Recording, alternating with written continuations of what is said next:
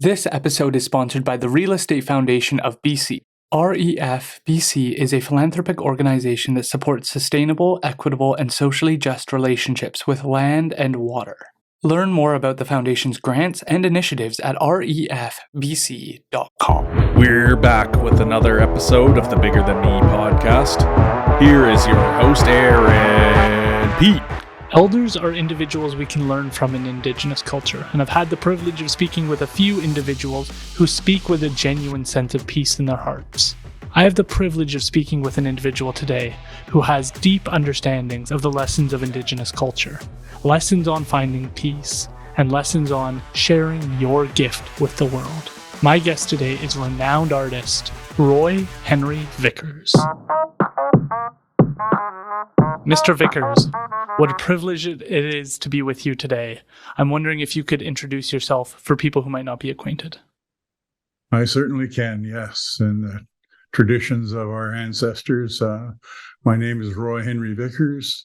I was born in the Nisga'a country in a little village called Heiltsuk, but my heritage is Tsimshian, Haida, Heiltsuk, and European. And I'm coming to you from the land of the Gitxien.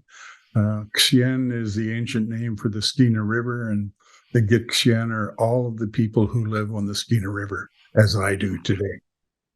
Beautiful. I'm wondering if we could start with Kipkatla, one of the longest continuously inhabited villages, 5,000 years if I'm not mistaken. Could you share a little bit about that community in that village? Yes. Early in my studies, I came across a man by the name of Wilson Duff, who was in charge of the BC Provincial Museum. And he asked me one day where I was from. And when I told him, he said, "Well, do you know how old your village is?" And of course, I had no idea. But he was an anthropologist and knew people who did the digs in Kipkatla. And they discovered that Kipkatla has been continuously inhabited for over 5,000 years. And when he told me that, I knew or realized why I had this feeling when I walk in the village. I can feel the ancientness of it and my connection to it. I think about that. I'm Indigenous from the Chawathal First Nation community. We're Stolo, and it's something I've been trying to think about and internalize more and more, that we have records of my ancestors being here for 10,000 years, that we've had a relationship with this land for such a long period of time, that at one point in time you have to think you would have walked in the same spot as one of your ancestors, that you would have taken the same step, or that you would have had the same bad day in the same area. 10,000 years is a very long time. So you have a deep connection. And then I thought about how some people don't have that privilege. They don't have that deep connection, and we don't have to judge them or be mad at them, but it is unfortunate that you don't have a deep connection to the land in the same way that others might. And I think that that's such a deep concept, that you not only have a connection in terms of stories, but also of the land you walk on the territory you step on. Yes, yeah. The other thing that hits me as you speak of this is that our ancestors are in our blood. They're in our DNA. They're physically part of us, all of our ancestors that walked the earth. And they are the earth today. So we are the earth. We're not separate from the earth. We are connected to our Mother Earth in a very intimate, ancient way. And so are all of our relatives all over the world. And that's what I think of when I think of other people who don't walk on the land of their ancestors. They're my brothers and sisters and mothers and fathers and grandparents, and they walk on the land of my ancestors, and we're related, so they walk on the land of theirs. And I find that I can give them some comfort that way. But I feel that special, powerful bond to the land and to my ancestors, yes. You have a really profound story that I think is really important that people hear and know about. And it's about your mother being adopted into the House of Eagle and how that's a reflection of true inclusivity. Would you be open to sharing that story? Oh, my goodness, yes.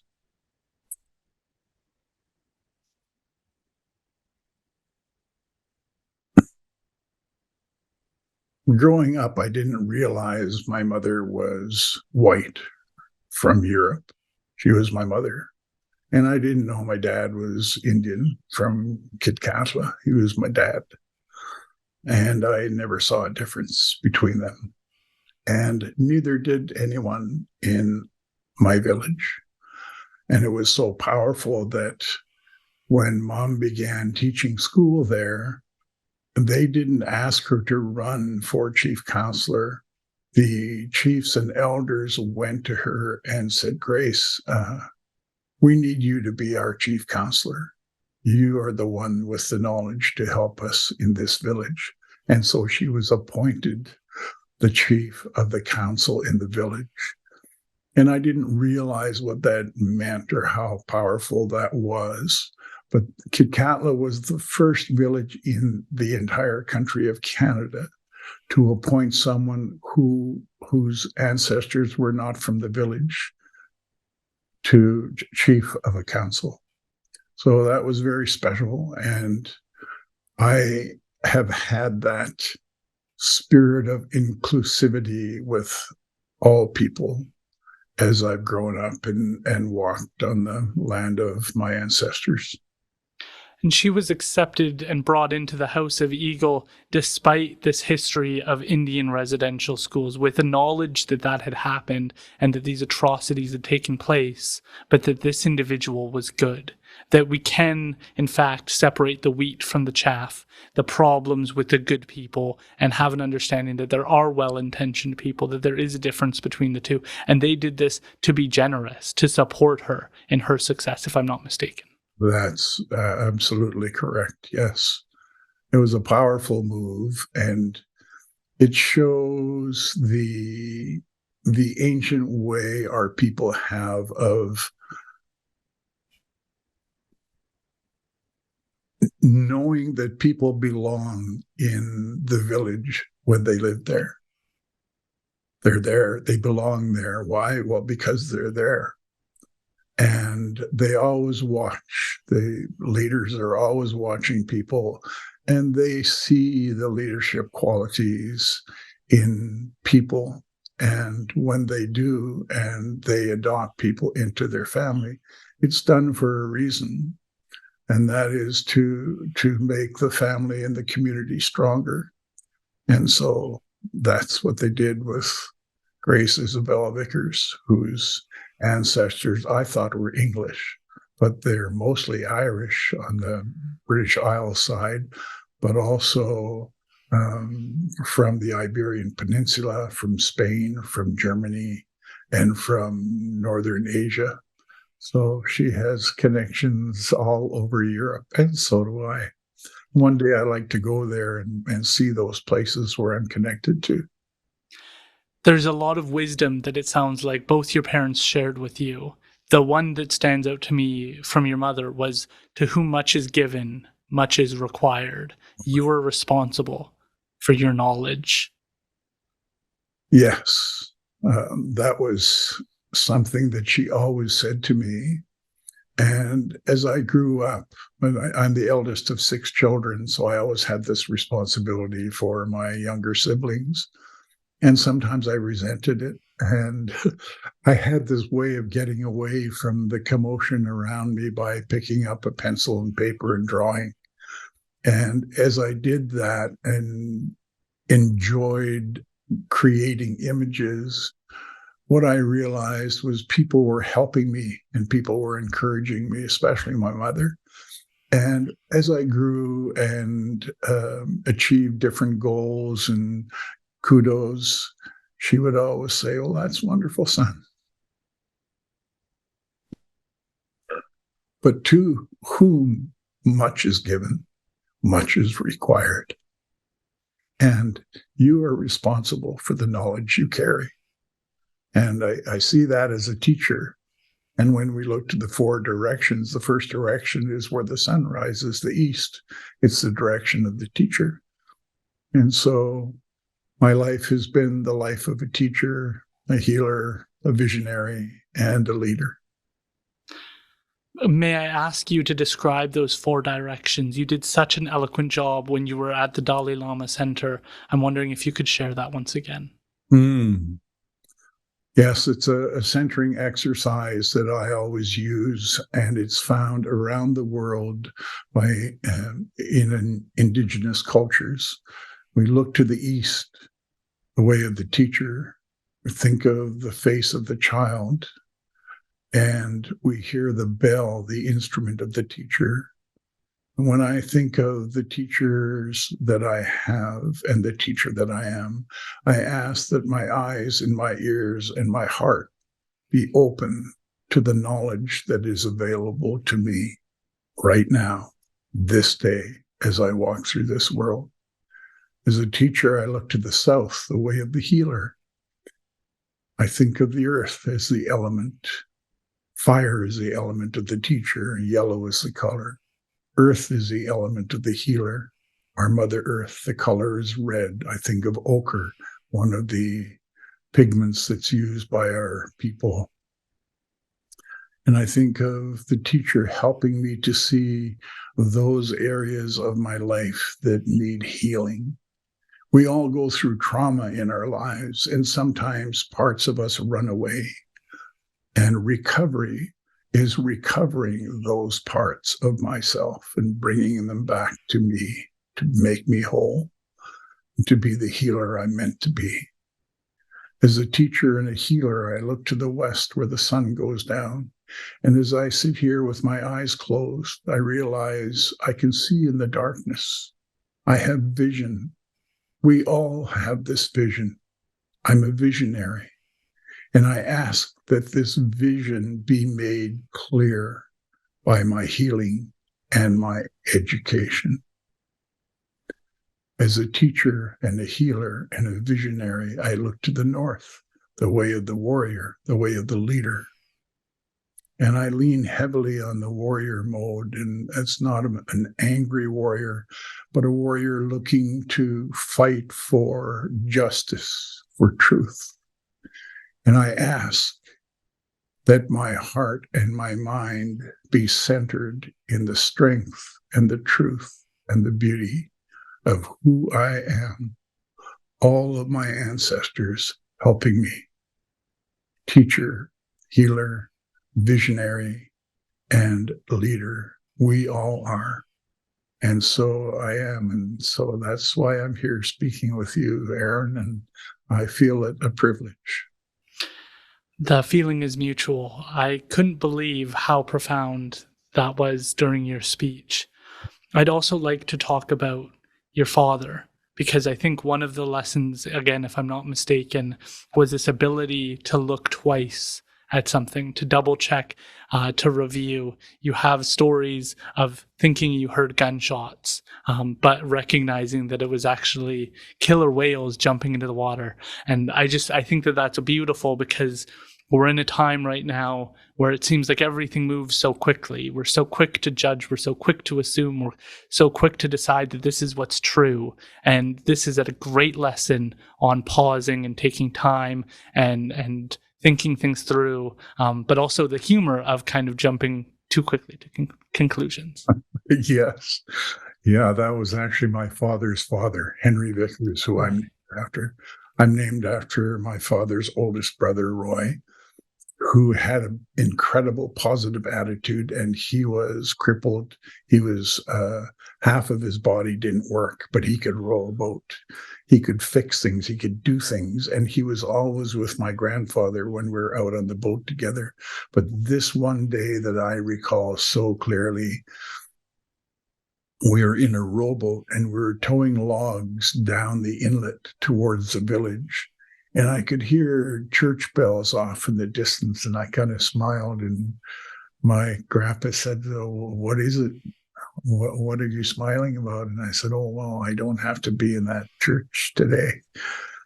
And then I looked at him and I thought, oh, he never goes to church. I've never seen him in that church. So I said to him, "Yeah, Grandpa, You don't go to church. And he did this to me. Looked up at the sky, the trees and the mountains and the ocean. And he looked at me and he said, "This is my church. What do you see out here?" And I looked up. I said, "Oh, I see the sky and the trees and the hills and the ocean." And he did the same thing. Looked away like that wasn't good enough. So I thought, wonder what happened. He said, "Well, look again." So I looked again and looked up at the sky. And I'm thinking, what am I missing? What don't I see? Oh, there's clouds when they're moving on a west wind. I said, "Oh, west wind's blowing. Clouds are moving from the west to the east. And there's still good wood. There's some logs on the beach over there we could come and get another time. And the tide's running out. Oh, that's why we're going down the inlet right now, because the tide's running out, and it's easier because we had a rowboat and you had to work hard rowing the boat. And the tide helped us move towards the village." And he looked at me and he said, "Now you see, you look again and you see better. Spectacles, that's what these are. Spectators, that's what we are. So when you're looking, you're respecting life, the world, people. No, if you look at me and you see something and you look again, you'll see something else if you look carefully." So we can apply this to not only to the land we live in, but to people and situations that we're in. It's a beautiful teaching of respect. I definitely agree. And these are all lessons I think that we yearn for right now. The other one that I'm thinking of is with your grandma. She wasn't your biological grandmother, but this idea of silence, this idea of being able to communicate without needing to use words, without trying to argue a point. I've heard it said that oftentimes when we speak, we're almost avoiding the truth. We're not always honest. The only way you can lie to someone is with your words. You can't lie if you're silent. And so I think that there's something we're missing with social media, with websites, with news, with constant consumption of information, that we're forgetting how to be silent, how to have a connection with someone without our words. Would you mind sharing that teaching? Yes, yeah. I was 6 or 7 years old. And in the summertime, when I was that young, all of the people left the village, and the old ones were left behind. And everyone went either to the fishing boats or to the canneries to work in the summer. And my mother was not only the chief counselor, she was in charge of the medicine in the village. So we had a dispensary in our house. So she looked after the old people. So my mom always stayed in the village in the summer and looked after the old people. And it was a lonely time for me because all the kids were gone. And today, when the west wind blows and I'm somewhere by myself, I still had that little pang of loneliness that comes through, and I always smile, because when I felt like that, I used to walk up to this old lady's house who lived close to us. And when I'd get to the house, the front door was always open. And there were only a few windows in the house. It was an old style house. And I'd walk to the door and look in, try and see in the darkness. And then I'd hear this voice, "Jean, come in." So I'd step inside and my eyes would adjust to the light in the room. And I'd see her sitting over by the stove. And she was working with cedar bark. And she was using warm water in the stove to soften the cedar bark. So the fire was on and the door was open to keep it cool in there because it was summertime. She didn't need the heat. And as I'm looking at all this and absorbing it all, respecting the situation, she says, "Dan, sit. And I look over and there's only one chair and it's right beside her by the stove. And I'm kind of a shy guy. That's my basic nature. And so I'd walk shyly over there and sit down close to her and felt the closeness. And she didn't speak any English. And I didn't know her ancient language very well. I knew the basic instructions like come in, sit down, thank you, goodbye. I sat there and she's working away with her hands and she's kind of then quiet. And she was able to touch me, to emote. And I know now that when we were born, our emotional intelligence was all we had. As babies, we couldn't speak, we couldn't understand languages. And so here I am sitting with this woman, and I can feel the love and the warmth, not only from the fire, but from her. And she could feel that I liked it. And I would just watch and be quiet and feel company, love, comfort. And after a while, I'd stand up and she'd just say to me, "Demelga's needs, and I'll see you again." And I'd leave. And years later, when my English teacher in high school in Oak Bay would stamp her foot beside my desk and tell me to speak, I wouldn't speak. I just put my head down and I wouldn't speak. And she got really angry one day and she said, "Roy, you must emote. You must emote." And I didn't know what she was talking about. And years and years and years later, I realized that, oh, I do emote. She just can't feel me. And these kids in this classroom can't feel me because I speak differently. I speak with my looks and my smile and how I'm holding myself. And I learned those things from the old people who couldn't speak, but they could emote and they could love me. So they were good teachers, and what they taught me, I learned. They were gone by the time I learned, but I have learned.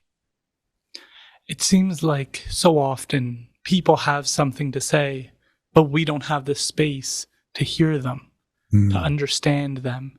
And being able to follow your work, you're very good at being a student, at listening, at absorbing lessons, at not overlooking those moments. To other people, they rush through that and they go, "Oh, we're not talking, I'm out. Like, I'm going to go do my thing." They miss such beauty in the small moments. And it seems like you've not only been able to take those lessons, but to share them with others and to remind people that it isn't always in the glitz and the glamour that something is learned. It's not always by slamming your hand on a desk that's when people receive good lessons. Can you talk about what it takes to be a good student, to learn from others, and to be really open your heart to learning from others? That's exactly what it is. Our heart should always be open. If we always look at the positive and always look at the bright side of things, and we are open to the lessons that we have to learn, that's what a teacher must do. You know, my prayer is that my eyes and my ears and my heart be open to the lessons. And I do that every day. And every day I learn something beautiful. And every day I see something I never saw before. And it strikes a chord in my heart. And I hear words of people who've been gone for a long time. And they're words that they used to teach me what I just learned. But I did learn it. I heard it, and it went inside me. And so the knowledge that we carry enables us to learn more. The pain that we carry enables us to feel more pain. And why is that? Well, knowledge is to learn how to be a good person and to lead others to not to darkness, but to light. And what is light? It's in your eyes. It's in your smile. So that's our responsibility, is always to be open to the beauty that is around us and the beauty that is us and the beauty that we carry that was our ancestors as they walked in this world. You come from a community, if I'm not mistaken, that was a dry community, meaning there was no alcohol. You came from a community with no social assistance or unemployment. Everybody had a role to play. Then you head into the city, and people have all of these stereotypes and assumptions about Indigenous people, that they all struggle with alcohol use, that they're lazy. You had such a unique, you're laughing now, I love this, because you thought this was crazy. You thought that they had no idea what the world was, because you grew up in this community that didn't reflect any of their assumptions. Would you mind talking about seeing that discrimination? Yes, it was. I was 17 years old. I was in Victoria. I was going to Oak Bay High School, which is a very waspy school. And I was the only dark face in the whole school, but I didn't know that. And one of my best friends, and I realize now why Bill was such a good friend of mine. Both of his parents were artists. One was worked with charcoals and the other worked with watercolors. And when I would go and visit their place, I always felt at home. And I loved watching his mom and dad. And he knew that, so I just became part of his life. Well, one day, Bill and I were walking down Douglas Street, and a friend of his stopped at the stoplight on the other side and was coming towards us. When the light changed, we came together. Well, I grew up with people who always nodded and said hi and smiled, and this guy looked the other way as we walked by and kept on walking. And as we got to the sidewalk on the other side, I said to Bill, "What the heck's the matter with him?" And Bill just turned red. And he said, I don't know.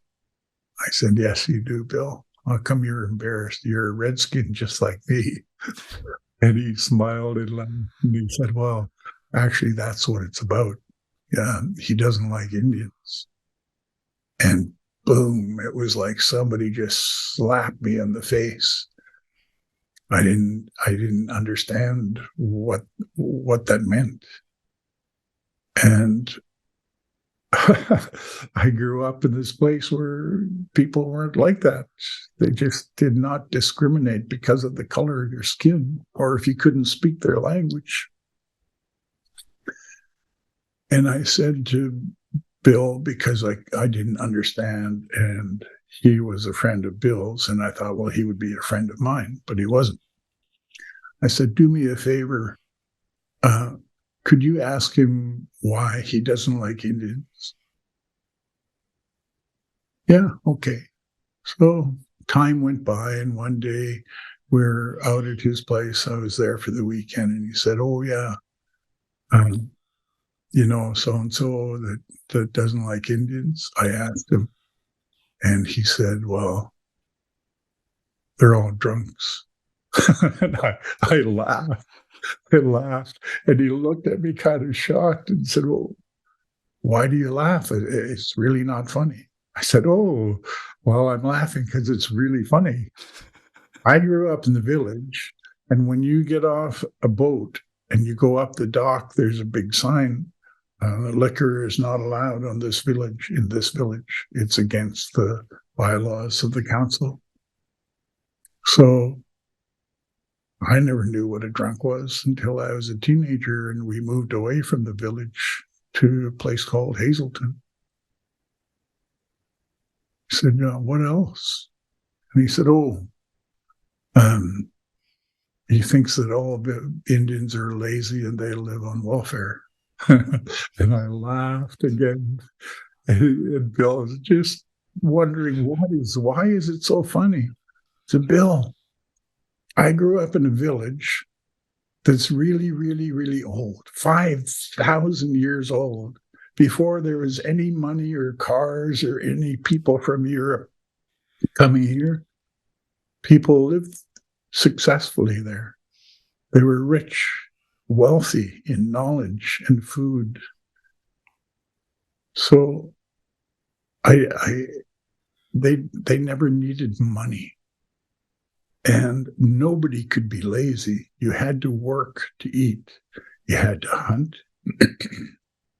You had to fish. You had to row boats around to get firewood. And in the old days, people had to make boats out of big cedar trees, carve them out of wood, and carve paddles. Nobody could afford to be lazy. So I just think it's really funny that someone who lives in this big city and goes to this big school here doesn't know anything about me and our people and how we live and how we've lived for thousands of years. On the same note, it feels like, at least in Canada right now, we're focused on our differences. It feels like we're very focused on how Indigenous people are and how other cultures are, that there is this distinct difference. And you do an eloquent job of explaining the difference between discrimination and racism from your perspective. Would you mind sharing your perspective? Oh, I'd love to. Yes. Yeah, respect. Take another look. Listen to what scientists say. We are one race of human beings. And the ancient people have always said that. We are all related. We are all one. We are together. And when you live with me in my village, you're part of me. Where you came from doesn't matter. What color your skin is doesn't matter. And I don't know how many years ago it was discovered by scientists that in our DNA, if we all trace our DNA through our mother, we will come to one gene. All of us, red, yellow, black, or white, no matter what our nationality is, one race from one gene called the mitochondrial gene or the Eve gene. So for me, that knowledge is so valuable. And I'm responsible, because I know, to tell others, stop using the word racism. It's a fallacy. It's a lie. It's an untruth. You were taught that from the time you were a child in school. We all were. And it's time for us to put aside the untruths and speak the truth. The truth is, we are all one. So you can discriminate against me for the color of my skin and what you think about who I am and where I come from, and because I speak a different language. But the more you know me and the more I know of you, the more we will realize how alike we are, how alike we are. And the familiarity, familial, that's where the word family comes from. The familiarity of one to the other brings us closer together. So stop looking at our differences and appreciate our likenesses, our familiarities, and we will have more peace in this world and more love shared from one to another. Yeah. It seems like the 20th century really demonstrates this clearly, that when we search for differences, we miss out on how we're alike, on how we can work together, on the different strengths that we can bring to the table. And if anything, we should avoid repeating those mistakes, even in the name of good. I see it a lot where we're saying, well, we need to highlight Indigenous people even more to fix the atrocities of the past. But when we go down this path of picking and cherry picking people just based on their race or on some characteristics of a person. We miss out on raising everybody up together and recognizing what we all bring to the table, the strengths and the skill sets that everyone has that they can contribute if we give them the opportunity. Mm-hmm. Yeah, we speak of Indians or First Nations or Indigenous, doesn't matter what word you use, because we're all the same. However, it's important for we as a nation to understand the atrocities and the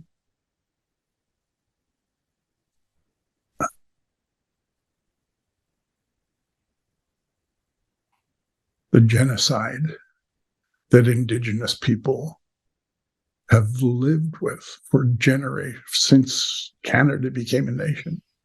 And it's time for us as Canadians to accept it and to see and to have empathy and to begin a healing process in ourselves. Like for me as a white man and for me as an Indigenous man, I accept both sides.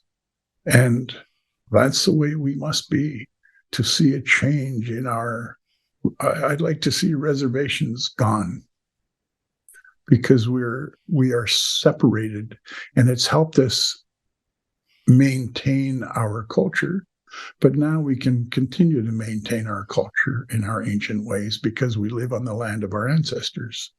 So we don't need an Indian Act that was set up by the government to separate us. We need a human act of love and kindness to accept each other. That's beautiful. You planned to become a police officer. That was one of your plans, and that might be a surprise to listeners because you're well known for your incredible talent as an artist. But this was a road of adversity for you. This was a challenge, something that you expected to be that you weren't able to, and a challenge. And I think so many people have these challenges, but they feel like it's just them, that other people had the easy path. And this is something that weighed on you heavily. And despite this, you've managed to flourish. I'm wondering if you can share overcoming that hurdle. Yeah, when I was a child in the village, I remember my Uncle Roy, I was standing with him one day, and we heard this powerboat coming. And he just kind of stiffened up a little bit, and he said, "Cops." And I could feel the fear in him. And so I'm afraid of whoever the cops are. I don't know what cops are. Well, it was the RCMP boat, the ML-15, the motor launch number 15, Royal Canadian Mounted Police, and it was coming to our village. And I saw my first movie because they brought a projector and a generator into the village, and the generator ran the projector. Well, what they were teaching us was how we could go and become Royal Canadian Mounted Police, peacekeepers. And as I grew up, I always had this affinity with peacekeepers. I mean, that's what a leader is, a peacekeeper. So teacher, healer, visionary, leader. So the leader I am should have peace to give to others. So when I got into high school and went through discrimination and all of that, I wanted to join the Royal Canadian Mounted Police because I also, when we moved from the village of Kitcatla to Hazelton, I fell in love with horses, and I learned to ride well. And I had this dream of being a Royal Canadian Mounted Police and ride in the musical ride all over the world and get paid to do this.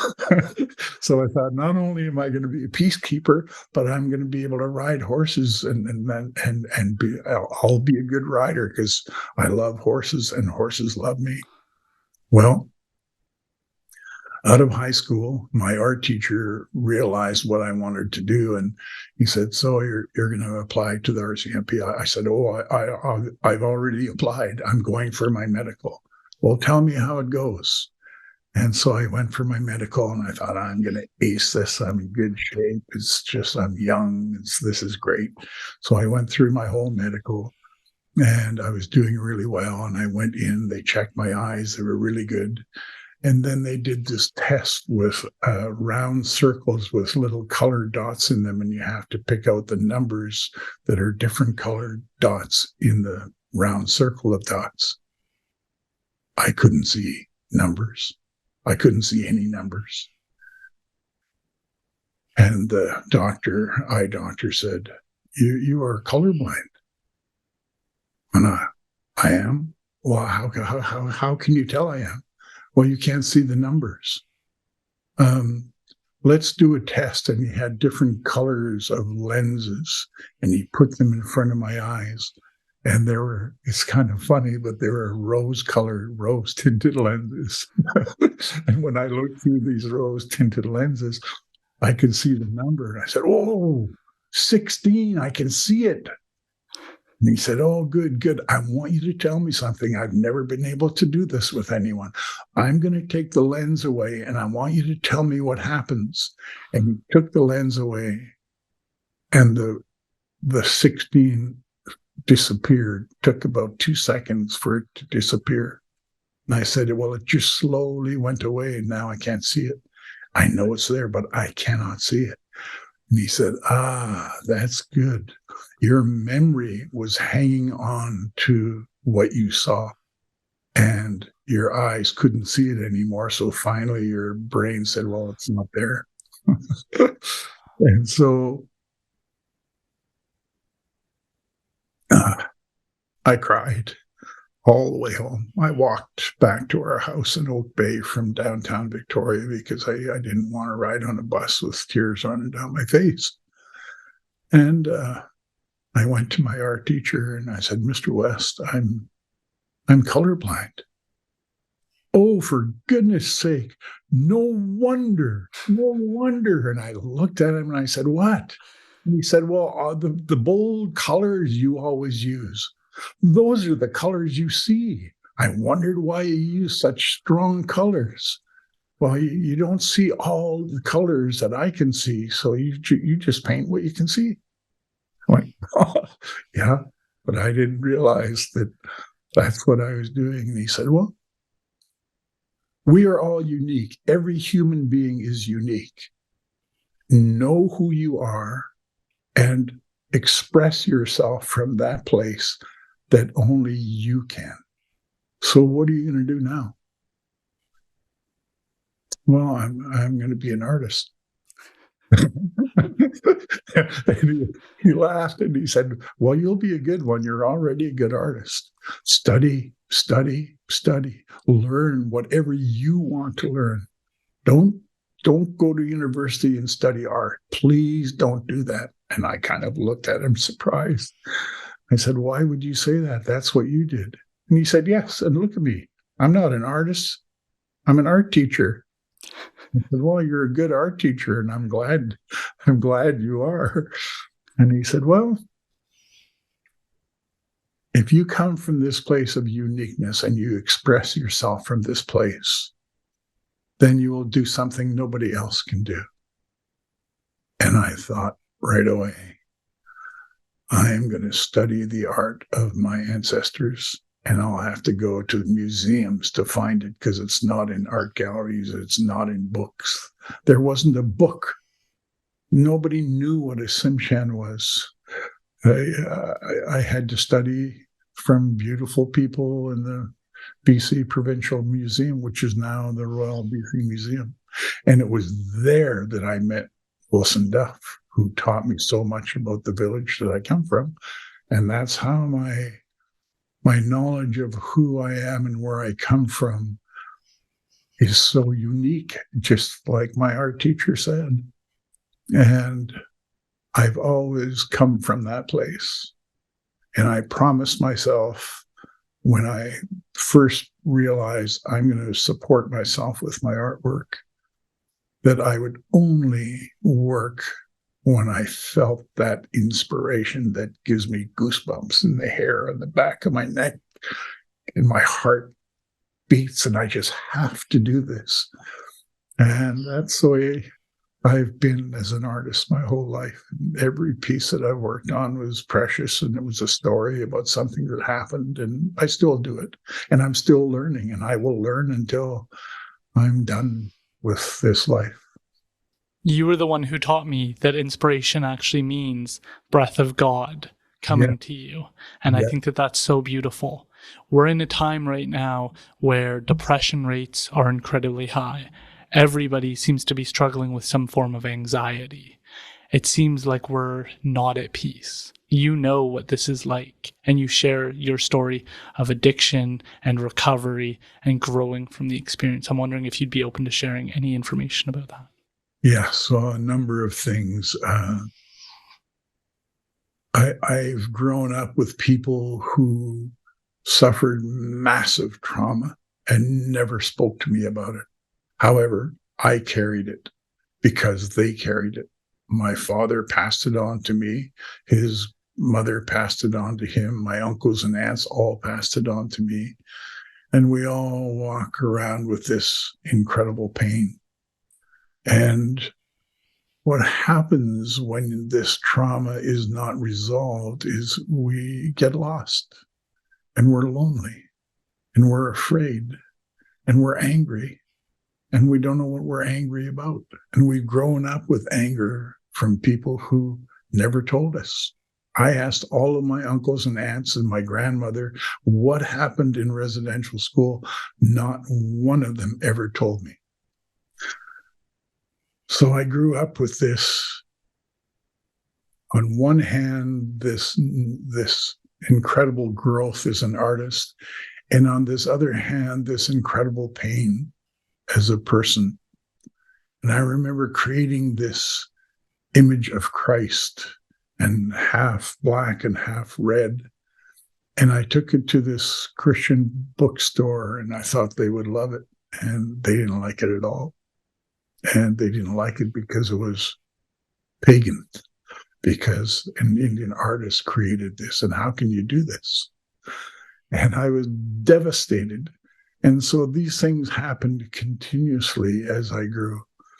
And as my reputation and my art and my profession grew to the point where I opened my own gallery in Tofino. And I opened it on April Fool's Day in 1986 in the morning. And it's still there, and it's still going, and millions. And we figured that over 15 million people have been through that gallery. In 1987, my painting was given to Queen Elizabeth when she visited Vancouver for the Commonwealth Summit. And all the Commonwealth countries of the world were there. And all of the Commonwealth leaders received a print of an image called A Meeting of Chiefs. And it was about Heiltsuk, where I live today, and how there was this big village, and people from all over would come to potlatches there. So I looked at this Commonwealth Summit as a potlatch, and I created this Meeting of Chiefs. And the painting was given to Queen Elizabeth, and my whole world changed. And the success was wonderful because I could do things I never could do before with money. But I was still lost. I was still in pain. I still had this deep well of not knowing. And I drank. I drank a lot and did all sorts of different things that I don't do anymore. And came close to suicide a couple of times. And it was Valentine's Day, 1992, when I was thinking seriously of ending my life. I planned on how to do it. And in the middle of that evening, sitting in a room by myself, in the darkness, this voice in my head said, "You can't do this. You cannot do this. Life is given to you. Life is a gift. You have no right to end it. And I won't repeat what I said then, but I screamed out loud, if I knew of an effing way to get out of this, I would have taken it. And I was reminded that my sister, Patricia June Vickers, who is a psychologist, sent me a form and said, we're all addicts and there's a way out. Those exact words. And so before the hour was past, I called a 1-800 number at a place called The Meadows in Arizona. And 9 days later, I drove there and I went through a process of recovery, learning what pain was, learning what addiction is. And it isn't just drugs and alcohol. Actually, they're just the tip of an iceberg. Addiction goes deep, deep, deep, deep. What's underwater, we pay no attention to. And for most of us, it's always drugs and alcohol. Well, it's not. It's power. It's money. It's sex. It's control. All sorts of things we become addicted to try and lift ourselves out of the lostness and the trauma. And all we have to do is find ourselves and recover those parts of us that ran away and bring them back. And for me, it's bringing little Roy up and saying, it's okay. It's okay. And being a father to myself. And today, I live with this huge gratitude. And I speak of this with a lump in my throat. And it isn't a pain, it's an appreciation and a respect for the life that's given me and the lessons that have been given me to be the person I am, to be able to share with you from this place in our hearts of who we are and how we can be in this world and be happy. You share such insights, and I feel incredibly brave and courageous for sharing this. And I think it's important that people hear how you moved through this and how you grew as a consequence. I want to talk about some of the art. Over 26 totem poles, if I'm not mistaken, that you've made. So many different artistic ideas. You've contributed so much to the medium. Would you mind talking a bit about that? Yes, as I grew in strength as an artist and knowledge as an artist, I've been blessed by being received by my people. I was adopted into the House of Wakas in Rivers Inlet and given the chieftainship to Aquagila. So I carry this chieftainship as a leader in community, not only in that village, but wherever I walk in this world. I represent a lineage of chiefs that goes back thousands of years.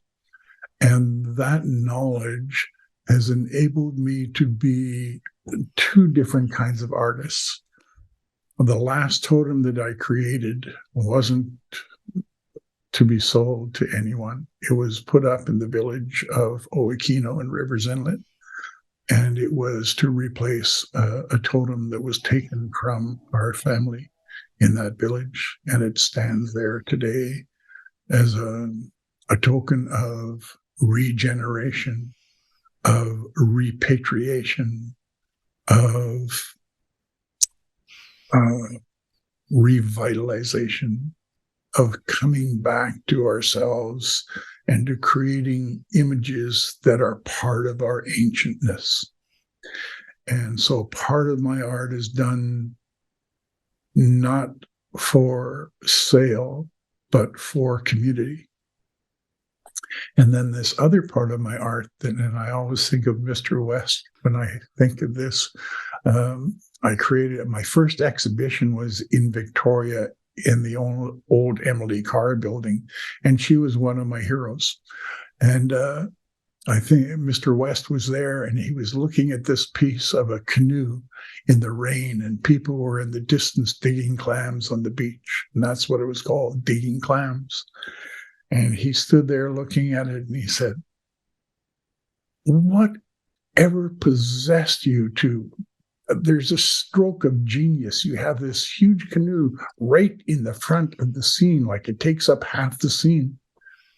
Whatever possessed you to do that, it's brilliant. And I smiled and kind of humbly said, well, that's what I saw.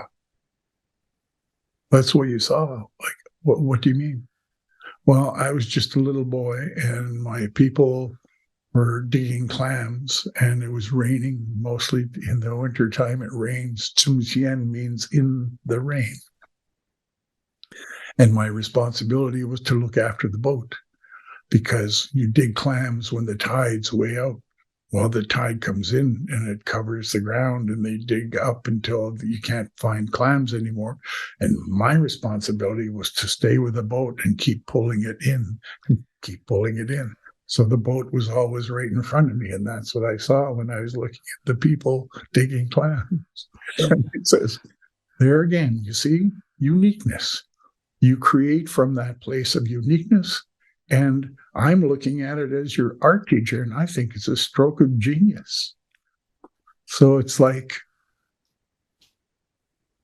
those lessons that we give as teachers, we have no idea how they can bring other people's lives into another plane of existence and awareness of the world around them. And so I was never afraid to use color the way I see it. And at first, when I first tried to paint a more contemporary scene, but it is the lines and the shapes are controlled by my ancient culture of Kitkatla and the way we look at the world. So when you look at a tree, children love my paintings because when they look at the trees, they can see birds, and the birds are sometimes positive shapes of the branches, and sometimes they're the negative shape of the sky coming through, and the shape is a bird or a whale. And I'm this little kid painting still, and it's like this place of wonder that I always create from, and I'm thankful to be there because it's such a wonderful gift.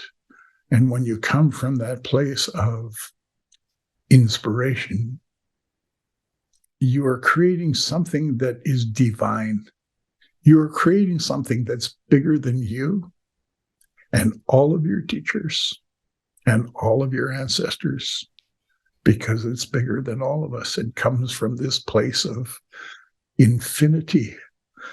And so I love inspiration. And when we speak, when you speak, when I hear you and you hear me, we hear words that come from inspiration. So it works in many different ways. Roy, it has been such a privilege to share this time with you. You are so insightful. I think you bring so many lessons that are so needed at this time. Thank you so much for doing this. I highly recommend people go visit the Roy Henry Vickers Art Gallery in Tofino. It's incredible. I recommend they check out your website. Is there anywhere else people should find you? Oh, that's about the best place to find me. I'm also on Facebook and Instagram. You see me, just say hello somewhere. And I lift up my hands to you and what you do here and how you reach people. Thank you, Aaron. Thank you.